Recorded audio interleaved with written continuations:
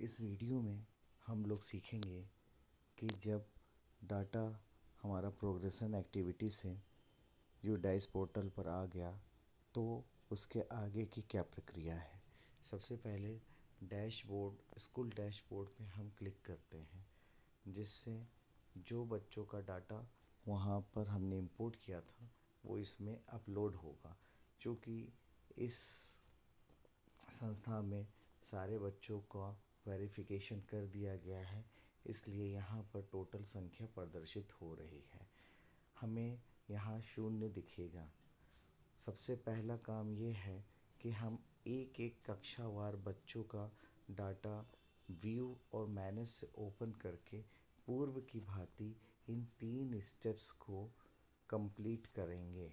Update करने के बाद एक दूसरे बच्चे का भी अपडेशन कंप्लीट कर लेंगे।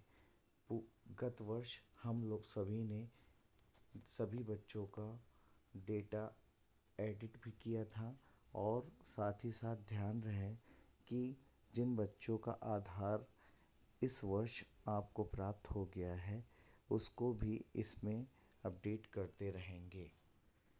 सभी बच्चों का जब हम डाटा यहाँ से अपडेट कर देंगे तो वह बच्चे का डाटा खुद ब खुद बालक बालिकाओं की संख्या सहित आपके कक्षावार विवरण में आता जाएगा। इसी तरीके से हमें कक्षा 1 से 8 तक के सभी बच्चों का डाटा 4 स्टेप्स में वेरीफाई करके अपडेट कर देना है। इस वर्ष अभी सिर्फ कक्षा 1 में ही ऐड न्यू का ऑप्शन आ रहा है। कक्षा 2 से 8 तक सभी बच्चों का अभी डाटा पिछले साल का ही इंपोर्ट होगा।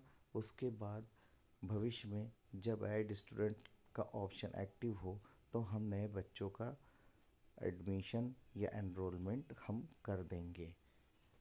अभी कक्षा 1 में जितने भी बच्चे नव प्रवेशित हैं उनका ऐड स्टूडेंट से जाकर पूर्व की भांति ही सारा विवरण भर के 4 स्टेप्स में वेरीफाई करेंगे। जब सभी बच्चों का डाटा वेरीफाई हो जाएगा तब वो कक्षावार यहाँ पर प्रदर्शित होने लगेगा। पुनः ध्यान दें, जब हम प्रोग्रेशन एक्टिव से डाटा इंपोर्ट करके लाएंगे तब यहाँ संख्या शून्य ही प्रदर्शित होगी। जब हम उसको प्रत्येक बच्चे को 4 स्टेप्स में अपडेट कर देंगे तभी वो प्रदर्शित होगा। ये कार्य करने के बाद जिन बच्चों का नया आधार उपलब्ध हुआ है उसे लिस्ट ऑफ ऑल स्टूडेंट में जाकर अगर हम देखेंगे तो उसके सामने पूर्व की तरह ही आधार वेरिफिकेशन का ऑप्शन आएगा। इस संस्था में सारा कार्य पूर्ण है इसलिए नहीं दिखा रहा। हमें यहाँ पर डाटा वैलिडेशन आधार वैलिडेशन का ऑप्शन एक्टिवेट मिलेगा। जिन बच्चों का नया आधार लगाया गया है पूर्व की तरह उन बच्चों को वेरीफाई भी कर दें।